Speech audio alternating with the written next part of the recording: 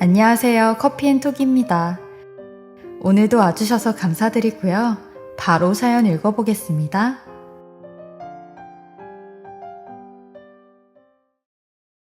안녕하세요. 전 상담실에서 일을 하면서 50대를 바라보는 아이 둘의 엄마입니다. 이제 애들도 다 키워서 여유가 되니 치열한 육아에서 해방되나 싶었는데 또 돈으로 자유롭지가 못하더라고요. 남편 눈치 보면서 쓰는 것도 갑갑해서 다시 일하면서 저 나름의 생활을 지내고 있습니다. 전 항상 무난하던 사람이었어요.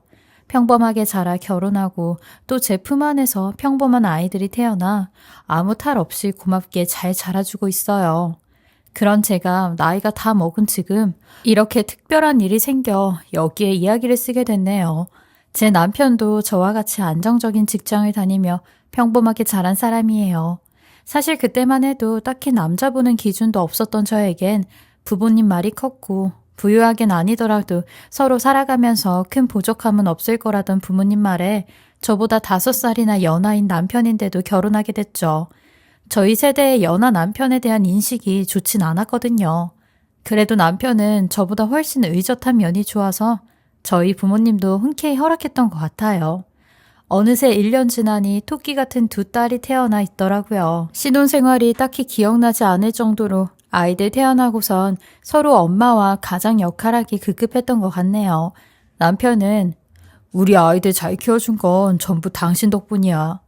고마움을 잊지 않는 사람이었죠.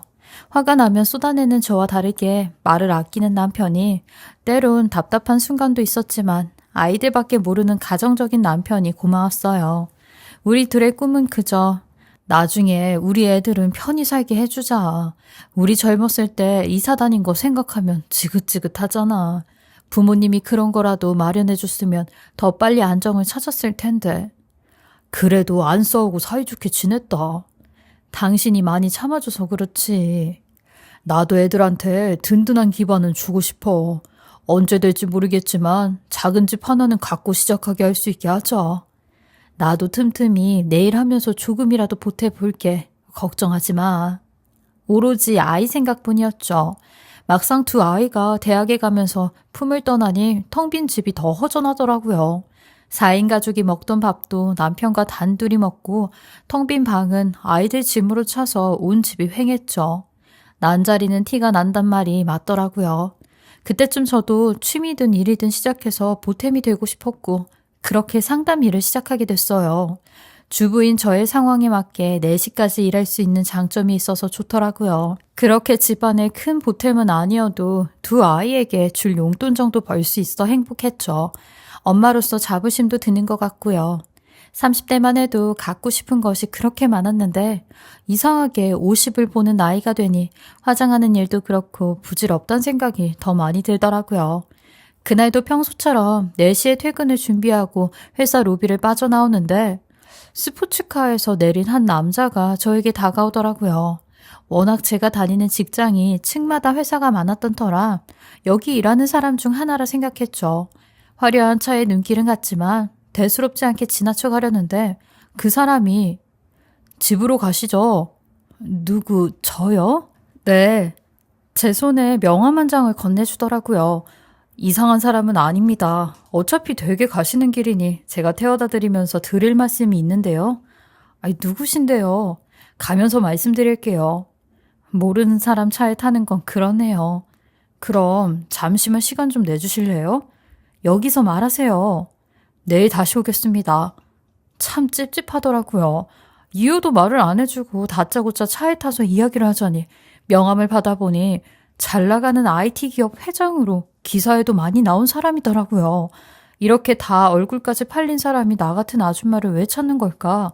다음날 또 오겠단 말도 신경이 쓰였어요. 아니나 다를까 그날은 차 없이 와서 또 저를 기다리고 있더라고요. 어제 찾아봤어요. 그쪽 보니까 되게 유명한 분이던데 절 갑자기 찾아온 이유가 대체 뭐예요?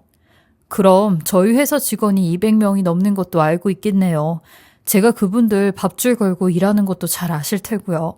제가 허튼 짓 못합니다. 얼굴이 팔려서요. 무슨 얘기예요? 조용히 했음 싶은데. 조용히요? 제가 카페 같은 데 가서 편히 이야기를 하기도 어려워서요. 호텔에서 잠시 뵐 수 있으면 좋겠습니다. 정 불안하시면 112에 신고하시고 오셔도 돼요. 내일 저녁으로 잡아둘게요. 신경 쓰이는 눈이 많은지 카페나 길에선 절대 이야기를 안 하려는 남자를 보면서 더 궁금해지더라고요. 그리고 그 사람 얼굴이 대문짝만하게 알려진 상태이니 50 먹은 아줌마를 잡아먹겠나 싶어서 가보기로 했죠. 다음날 그 사람이 안내해준 702호로 들어가 드디어 마주 앉게 되었고 저는 믿을 수 없는 이야기를 들었습니다. 본론만 말씀드릴게요. 참 듣기 힘드네요. 그 본론. 한 달만 저랑 만나시죠? 네? 무슨 소리예요? 저 유부녀예요. 알아요. 그렇다고 매일 만나자는 것도 아니고 퇴근 후에 여기서 커피 한 잔 이야기하고 가시면 돼요. 물론 잠자리는 없고요. 그럼 1억 드릴게요. 참 불쾌하네요. 이런 시답지 않은 이야기를 하려고 호텔까지 오라고 했어요? 나 가난하다고 누가 그래요? 돈 주면 그딴 짓 하고 그런데요? 그런 건 없다고 말씀드렸는데. 그리고 저도 아줌마 취향 아닙니다. 참나, 가볼게요. 무슨 이런 미친놈이 있나 싶어 자리에서 일어나서 나가려는데 제 사람 지키고 싶어서요. 나랑 만났는데 누굴 지켜요? 제 약혼녀요. 이해가 안 가네요. 무슨 소린지. 남편분이 첫사랑을 못 잊더라고요. 알고 계셨어요? 첫사랑이요? 저도 얼마 전에야 들었습니다. 10년째 저랑 만나면서 절대로 결혼을 안 하는 이유. 그 사람 괴롭히는 인간이 있는데 그게 그쪽 남편이에요. 알고나 말해요. 누가 누굴 괴롭혀요? 그쪽 남편이 치졸하게 연애할 때 침대에서 같이 찍은 사진 한 장 가지고 그걸로 꾸준하게 협박하고 다 뿌릴 거라고 하더라고요. 말이 되는 소리를 해요. 전 소리를 치고 그 자리를 박차고 바로 나왔습니다. 1억 제안한 것도 기가 차는데 남편이 누굴 협박한다니 그럴 성격도 못 되는 사람인 건 제가 알고 있거든요. 정말 별 미친놈한테 속아서 똥 밟았다 생각하고 보냈는데 다음날 제 핸드폰으로 음성 메시지가 하나 와 있더라고요. 4초 정도 되는 짧은 분량이었는데 또 그 남자였어요. 이젠 별짓을 다 하는구나. 점심시간에 열어서 들어봤는데 너처럼 더러운 애랑 누가 결혼을 해? 평생 혼자 살아. 제가 너무 익숙하게 들어왔던 남편의 목소리였습니다. IT 기업 회장이 이깟 목소리 변조쯤 아무것도 아닐 테니까 저는 믿지 않았죠. 지하철에서 누가 들을까 가려가면서 몇백 번을 더 들었습니다.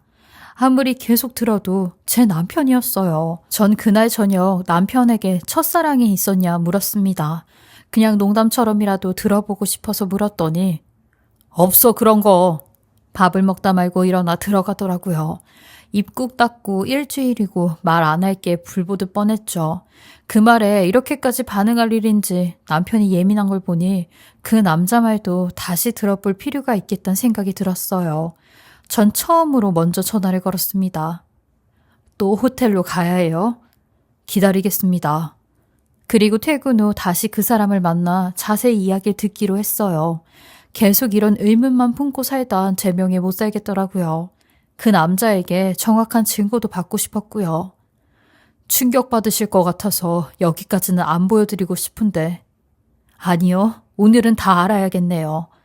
마음 먹으셨다니까 보여드릴게요. 그 남자의 노트북에서 나온 사진들에는 남편이 숙박업소에서 어떤 여자와 함께 뒹구는 모습이 있었어요. 그리고 더 소름이 끼쳤던 것은 우리 아이들하고 같이 여행 떠난 장소들이 모두 그 여자와 함께 갔었던 곳이더군요. 그래서 그 주변을 줄줄 꿰고 있었구나 싶었어요. 그리고 그 여자에게 현재 남편이 보내온 메시지도 볼 수 있었죠. 다 정리하고 갈 거니까 기다려. 넌 영원히 내 거야. 남편이 보낸 말이라고 도무지 믿을 수 없는 스토커나 할 법한 짓이었어요. 딸 있어서 아시잖아요. 이 사람 때문에 무서워서 아무것도 못하고 있어요. 한 사람 살린다고 생각하고 제발 저희 좀 도와주세요. 몇 년째라고요? 올해까지 11년이요. 자긴 결혼하고도 계속 괴롭혔네요. 제가 어떻게 하면 되죠? 제 계획만 함께 도와주시면 돼요. 그리고 제가 말한 1억은 이혼하게 되더라도 두 아이와 살 수 있는 걸 생각해서 드린 얘기예요. 저 아니었으면 모르고 살 수 있었으니까 책임지고 싶기도 하고요. 그 약속은 꼭 지킬게요. 계획은요? 오늘부터 저하고 연애한다 생각하세요. 빠르게 들키면 좋고요. 그리고 현장을 덮치면 제가 거짓말을 할 거예요. 사모님과 같이 침대에서 찍은 사진을 갖고 있다고요. 사모님 남편이 제 예비 신부한테 했던 짓과 똑같이 갚아줄 겁니다. 전 그 사람 말을 따르기로 했습니다. 이렇게 치졸하고 더러운 인간을 남편이라고 가엾어서 돕겠다고 일까지 하고 있나 별 생각이 다 들더군요. 아이들만 바라보고 있던 남편은 예전부터 다른 여자 뒷꽁무니를 보면서 협박이나 하고 있었나 싶으니 제가 다 비참해지더군요. 다른 남자 입에서 첫사랑을 잊지 못한단 말도 자존심 상하는 일이었지만 꾹 담은 입안에서 대체 무슨 더러운 이야기가 쌓이고 있는지 끝까지 가보고 싶었죠. 전 그날 이후로 일부러 집에 늦게 와 저녁을 안 차려놓고 평소에 저라면 상상하지도 못할 일을 했습니다. 옷을 새로 사고 화장도 진하게 하고 나가고 했죠. 일주일도 지나지 않아 남편은 저에게 요즘 왜 그래? 나도 새롭게 살아보려고. 아줌마 짓도 지겨워지네. 젊은이들처럼 살까 하고. 그래서 밤마다 어딜 나가는데? 친구들 만나지? 친구 누구? 말하면 알아? 적당히 나돌아다녀. 당신도 하고 싶은 거 해. 내가 신경 안 쓸 테니까. 경고하는데 적당히 해. 남편 의심이 갈수록 심해지는 게 눈에 보이더라고요. 저녁은 왜 또 안 해? 그냥 하기 싫어서. 우리 둘인데 당신도 제발 밥 먹고 들어와. 밥순이 그만큼 했으면 이제 그만해도 되잖아. 그럼 나도 그만 돈 벌까? 말 같지도 않은 소리 하지 마. 사랑하는 여자의 앞길은 다 막아놓고 전 밥순이로 취직을 시킨 건가 싶어서 저녁 안 차렸다고 돈도 안 벌겠다는 말이 참 한심하게 들렸습니다. 전 일부러 핸드폰을 놓고 다니며 가짜로 나눈 이야기를 흘렸죠. 땡땡 호텔 802호. 맨 마지막에 결정적인 이야기를 흘려놓고 남편 반응을 지켜봤습니다. 그리고 다음날 퇴근 시간에 맞춰 미행 온 남편을 쉽게 볼 수 있었죠. 멍청하게 자기 차로 따라와서 멀리서도 알아보겠더라고요. 전 그 회장에게 미끼를 문 남편 얘기를 해줬고 우리 계획은 어렵지 않게 갈 수 있었죠. 태연하게 전화가 온 남편은 어디야? 떠보더군요. 전 그 남자와 자주 만났던 호텔로 갔고 남편이 따라오길 기다리며 문도 일부러 열어뒀습니다. 그 남자와 침대에 같이 누워서 더 생생하게 연출도 했죠. 문득 그걸 준비하면서 남편 얼굴이 궁금해지더라고요. 그 첫사랑만큼 저에게 집착을 보이까 내심 보고 싶었습니다. 제가 이끈 대로 남편은 순순히 호텔로 따라와 호텔 방문을 벌컥 열었습니다. 이 미친 것들, 너 당장 나와. 여보, 여길 어떻게 왔어? 이 새끼, 너 누구야? 여보, 진정해, 제발. 넌 오늘 죽었어, 내 손에. 당장 경찰 불러. 이 새끼 당장 쳐넣게. 어느 드라마에서나 볼 법한 막장 불륜이 시작이 되었고 남편은 정말 눈이 뒤집혀 돌진하더라고요. 자기 거라고 생각했던 사람을 누군가 건드리면 그렇게 미친놈이 되나? 참 몇십 년 넘는 결혼 생활을 하면서 처음 보는 남편의 얼굴이었던 것 같네요. 그걸 보니 그 여자한테도 어떻게 대했을지 그려지더군요. 흥분을 가라앉지 못하고 손에 집히는 대로 컵이며 전화기를 죄다 던지면서 양의 탈을 벗은 늑대처럼 얌전하던 인간이 온갖 욕을 퍼붓더라고요. 이 미친놈아, 너 같은 놈은 당장 콩밥을 먹어야 돼. 그리고 그 전에 내 손에 먼저 당해봐, 이 개자식아.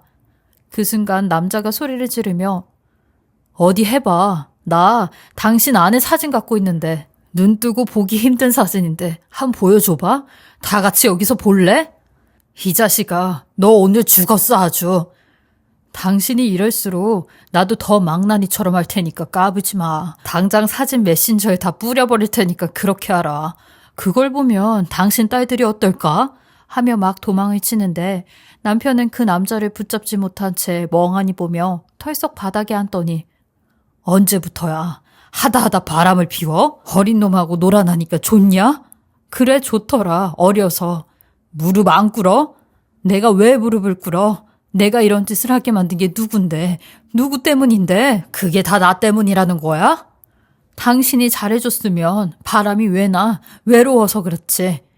그때 다시 호텔방에 들어온 남자가 내가 미쳤다고 아줌마를 좋아해서 바람을 피워? 아저씨, 우리가 교환할 게 생긴 것 같네. 김연희 사진 주면 아줌마 사진 줄게요. 이제 첫사랑 보내줘야죠. 무슨 첫사랑? 연희가 누구야? 당신은 몰라도 돼. 둘이 얘기합시다. 당신은 빠져있어. 내가 해결할 테니까. 여보, 내 사진 찍힌 거 절대 갖고 있으면 안 되니까 제발 당신이 꼭 찾아줘. 저는 끝까지 남편 앞에서 거짓말을 하며 모른 척 연기를 하였고 우리 계획대로 남편과 그 회장은 제 합성 사진과 남편이 갖고 있던 첫사랑의 사진을 서로 교환한 것 같더군요. 상상만으로도 끔찍한 이 상황을 실제로 겪었을 남편의 첫사랑은 오죽했을까. 얼마나 두려움에 아무것도 못하고 당하고만 지냈을까. 같은 여자로서도 이런 놈을 알게 된 동질감이 들더군요. 얼마나 그 여자도 저에게 이 상황을 알리고 싶었으면 결혼할 남자에게까지 이런 비밀을 터놓았을지 암담한 시간이 저에게도 전달되더군요. 남편이 사진을 넘기고 난 뒤 그 여자가 그렇게 좋았으면 이혼하고 가지. 헤어진 여자 앞길을 왜 막아? 우리 애들한테 난 부끄러운 일 한 적 없어. 뻔뻔하기는. 오죽했으면 사람 살려달란 남자를 도왔을까? 미쳐서 이제 아무 말이나 하네. 영원히 내 거라면서 그 여자. 당신은 내 몸도 몰라서 합성한 사진에 깜빡 속더라. 밥이나 해주는 식모지 나는 다 버리고 가겠다고? 네가 한지 내가 모를 줄 알아? 이 더러운 놈아. 그놈 말을 믿고 있어? 다 듣고 봤으니까 변명하지 마. 10년 동안 그 여자 괴롭힌 문자 메시지 다 봤다고. 끝까지 변명하면 우리 애들하고 같이 볼 거야. 정말 당당해? 아유, 잘못했어, 내가. 내가 그땐 잠깐 화가 나서 마음이 남은 게 아니고 그 여자 좋아해서 그런 것도 아니야. 정말로. 나랑 헤어지고 너무 잘난 놈 만나니까 순간적으로 그랬어. 자격지심까지 있네. 가관이다. 내가 이렇게 무릎 꿇고 빌을게. 미안해, 용서해줘. 그리고 애들한테는 절대 말하지 말고. 무릎 꿇지 마. 기회 없으니까. 한 번만 용서해줘. 남자들 다 실수하잖아. 실수가 있고 인간으로서 해선 안 될 짓이라는 게 있어. 넌 그걸 한 거야. 파악이 안 돼? 잘못했어. 이 인간을 남편으로 아빠라고 두기엔 차라리 아빠란 인간이 죽었다 하는 게 더 나을 것 같더군요. 처음엔 빌더니 시간이 지나니 뻔뻔해지면서 남자라면 하는 실수라고 우기기 시작하는데 더 바닥을 보이더군요. 이혼하는 이유도 아이들에게 뭐라 말할 수가 없었지만 그 인간 바닥치는 것을 보니 저는 더 이혼의 속도가 붙더군요. 제 인생의 위험을 알려준 그 남자는 변호사까지 소개해주며 제 이혼까지 준비를 도와줬어요. 되려 제 앞날을 더 걱정해주며 거절을 아무리 해도 약속한 일 지키고 싶다고 그 많은 돈을 정말 주더군요. 사모님과 두 아이, 제 아내와 저까지 도움 주셔서 여러 사람 살린 목숨값이라고 생각하니 큰돈이라고 생각하지 않습니다. 나중에 아이들 교육 문제로 고민되시면 언제든지 저에게 말씀 주세요. 제가 그것만큼은 진심으로 돕고 싶습니다. 그래도 너무 큰돈이라 아이들 생각하세요. 그 회장 또한 이혼 가정에서 크고 홀어머니 손에서 자랐기에 저에게 이 일을 제안하기까지 참 많은 고민을 했다고 하더군요. 그래서 우리 아이들이 불행하게 자랄까 마음에 걸린다며 연신 고맙고 미안하다 하더라고요. 다행히 의젓한 아이들은 엄마의 선택을 존중하겠다고 해요. 아이들 이야기처럼 좋은 선택이라고 저도 믿고 살아가려고 합니다. 그 인간 짓을 생각하면 화가 나 아빠 자리까지 뺏어버리고 싶은 마음이 굴뚝 같지만 잘 커준 우리 아이들이 제 선택을 존중해준 것처럼 저도 선택을 할 수 있도록 맡기기로 했어요. 다행히 그 돈 덕분에 당분간은 살집과 용돈 걱정은 안 하고 살 것 같네요. 큰돈이지만 우리 아이들 생각만 하려고요. 그리고 3달 전 저는 남편놈과 이혼 소송을 거쳐 이혼을 하게 되었고 얼마 없는 재산분할과 위자료 청구까지 하여 남편놈에게 받아올 수 있는 돈은 죄다 받아왔습니다. 이혼은 되었지만 나이 50에 제가 생각하지 못했던 황혼을 보내야 한다니 인생이 더덥다 느껴지더라고요. 하지만 저희 두 딸들 바라보며 딸들 앞날만 잘 풀리길 마음속으로 응원하며 기도하려 합니다.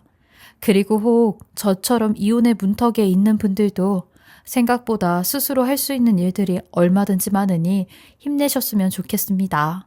후회 없는 삶을 살 용기를 내셨으면 좋겠네요. 아이들은 어른보다 훨씬 더 현명하니 걱정하지 마시고요. 저의 긴 이야기 들어주셔서 감사합니다. 지금까지 커피앤톡이었습니다. 오늘도 끝까지 함께 해주셔서 감사하고요. 저는 다음 영상으로 또 찾아뵙겠습니다.